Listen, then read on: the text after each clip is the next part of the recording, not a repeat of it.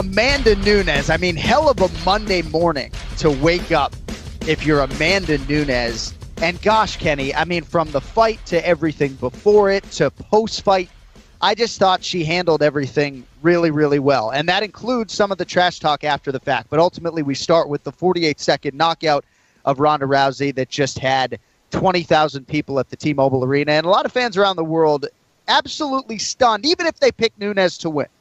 Yeah, absolutely, man. And you know, it was one of those fights where you're kind of trying to figure out if you're actually, you know, seeing what you think you're seeing. You know, Rousey just went out there and she looked great all week. She looked like she was in tremendous shape. She looked focused, and she went out there and just took a barrage from Amanda Nunes. Nunes was on from the get-go. She's notoriously fast starter, as is Rousey, but it was Nunes who was just getting her paws on her early.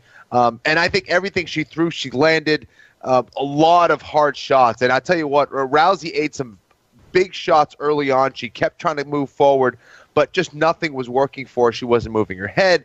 And she, you know, her hands started dropping. She was running right into very big shots. And she's very lucky that Herb Dean stopped the fight when he did. A lot of people suggested that Amanda Nunes had to get off to a fast start. Translation, snap the jab right in her nose 30 seconds in and change the whole complexion of the fight from there. The fight begins on the feet, I guess, unfortunately for Ronda Rousey. A lot of people are criticizing Ronda for not grappling or clinching. I mean, correct me if I'm wrong, but the round does start with both fighters standing, and you need to at least be able to cover up and do some things defensively to allow for that type of opportunity. I guess that was what I was most surprised about, that we didn't even get a minute of fighting before Ronda had had enough. No, and she was trying to clinch. You could see she was trying to get close. Nunes' range and distance control is just something to behold. She was very accurate with her shots. She did exactly what she did against Miesha Tate, and Rousey just really couldn't get to that clinch.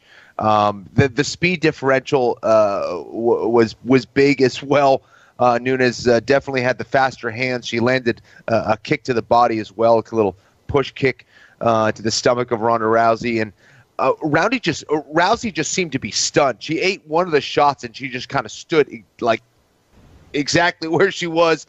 Seemed like she was rocked right from there and couldn't recover. Amanda just too accurate, too much power. And Rousey defensively just did not have it. You know, she had 411 days to improve as a striker, and unfortunately for her, just wasn't able to get it done. There really was no difference in what she did against Holly Holm. There was no head movement. There was no variety. There were no angles. You know, I was just really very, very surprised to see Rousey come out like that. So Nunes acted all week as if she was going to go in there and beat the shit out of Ronda Rousey. And then she said to Joe Rogan after the fact, I knew I was going to come in here and beat the shit out of Ronda Rousey. She carried herself almost as if she was fighting my wife, right? And, you know, as if to say, like, and then the fight starts and she fights the opponent as if to say, this person doesn't even belong in the octagon with me. And that was what was so amazing to us, having the chance to interview her at the weigh-in show and just be around her. And you saw on UFC Embedded, she just couldn't have been more loose about the whole thing. And I still would believe in 2016, despite what Holly Holm did, that there would be some intimidation factor with facing Ronda Rousey, who then comes in the physical shape of her life. And Nunes just wasn't having any of that, dude. Well, you know, combat is such an interesting thing. You see how quickly it can evolve. And if you do not keep up with it, we see it time and time again, you will be left behind. And, you know, for Rousey, I think that she is a tremendous talent. She did so many amazing things in this sport. But, you know, I think she's loyal to a fault. And I like Edmund. You know, I've spoken with him on various occasions, but he doesn't have the experience for high-level mixed martial arts. That's my opinion.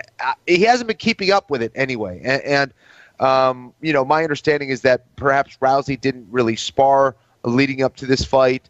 And I get that they're trying to preserve her to maybe not get hurt. But, I mean, you got to do some rounds. You got to be you got to be ready for, the worst case scenario, which was Amanda Nunes striking with you. And she wasn't able to move her head. She wasn't able to do anything defensively to avoid the striking skills of Amanda Nunes. And, she really paid for it. Yeah, if she didn't spar at all, as we heard rumblings about after the fight, that's probably indefensible. We so applaud Kenny and laud people for scaling back their sparring, but you still have to do it to some extent. So big picture, and John Jones came to Ronda Rousey's defense with a lot of suggestions as to what she can do moving forward if she does decide to fight. And we'll get to that, whether or not she will decide to fight. But if she does, Kenny, aligning herself with a big camp, some of what Johnny Bones was saying was that just from a camaraderie standpoint and a confidence building standpoint for Ronda and for the teammates that she would positively impact, she seems like a hermit and someone who wouldn't maybe embrace that. But do you think aligning herself with a big camp could help Ronda Rousey right this thing? I think it would help. I do, especially to see how other people train. And I think the camaraderie certainly helps. I just think she needs a knowledgeable, experienced coach, wherever that is, whoever that is. And, I think, if John Jones is alluding to her coming to Jackson's, I mean, obviously you're talking about one of the best camps in the world. That would definitely help. I'm curious to what Rousey is going to do. I think there's easier ways for her to make money right now. She's not going to fight for the money. She's all set. The bank account is good. She's doing fine on the balance there. But as far as, moving forward and maybe getting that belt back, yeah, she's going to need much better coaching and a much better team around her. That's for sure. Well, and it's not about the belt at this point in time. It's just about getting a win. So, yeah. I mean, in terms of whether or not she will compete again, you suggested that she would win and retire potentially, and I agreed with you. I felt like if she won this fight, there was a better chance that she would ride off into the sunset and retire. But losing now, almost as bad or worse than she lost to Holly Holm in 48 seconds, it's a terrible way to go out, Ken Flo. So I seem to think she will compete again, and I don't know if that's such a good idea if she's fighting somebody who's in the top three.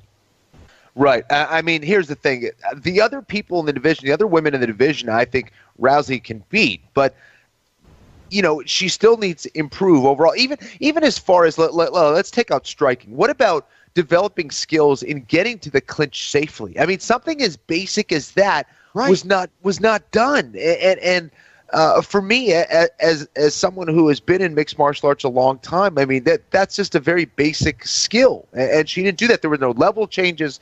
There were no leg attacks as far as, dropping in to try to get a single or a double leg. So, yeah, that really concerned me. But this was the worst case scenario for Ronda Rousey as far as what possibilities of what could have happened now. And for her, I mean, geez, do you come back now and risk a third straight loss? I mean, that would be even worse. So I think in some ways you just have to retire from the sport, or you go in and you make a serious effort and you get the best people you can find, the best team you can find, and be a part of that team and say, you know what, let me just get one win. Let me just start one win at a time, because I think she does match up against the other women very, very well. It just comes down to, whether she wants to do that or not. And I know her mom has come out and said that she doesn't want to see her fight. I'm interested to see what she's going to do here.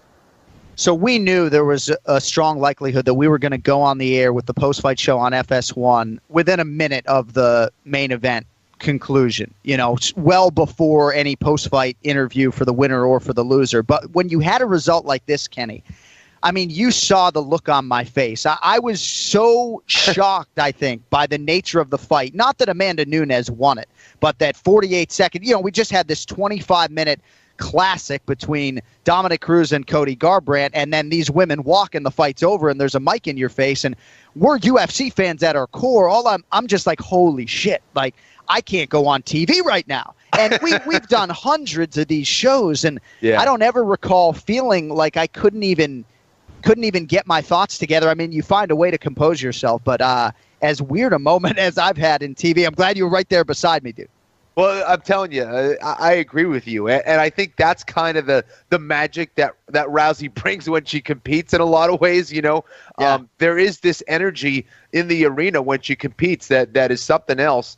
But in the end, I mean, it was Nunes who was surprising us. And we went on the air at UFC 194 right after Conor McGregor beat Jose Aldo in 13 seconds. But we had like 2 minutes to collect ourselves, and I assure you I used every bit of those 120 seconds. So congratulations to Amanda Nunes. I can't wait to see how long she holds this belt. I think it's going to be a while. I mean, I think the Pena fight potentially is interesting, as is Shevchenko, but I think Amanda Nunes clearly is the class of this division, and scary proposition for the rest of the world that she trains at American Top Team, and she's only getting better.